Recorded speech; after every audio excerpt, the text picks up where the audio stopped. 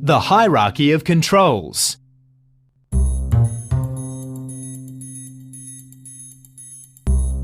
The level of risk associated with an event can be established by assessing the chance of the event happening, likelihood, and the potential harm or damage the event could cause, consequences.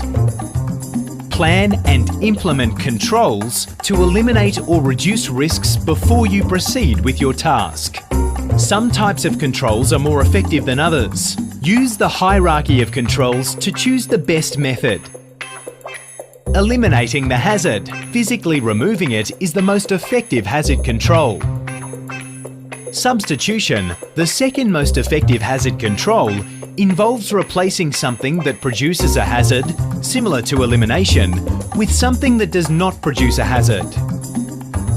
The third most effective means of controlling hazards is engineered controls. These do not eliminate hazards, but rather isolate people from hazards.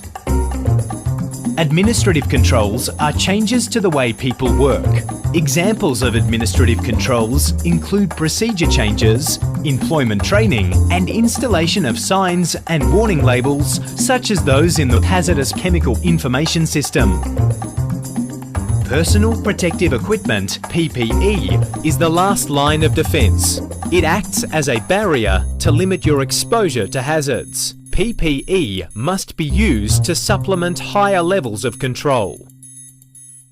As you go about your work, continue to monitor the effectiveness of those controls and look for any changes to the task or work area.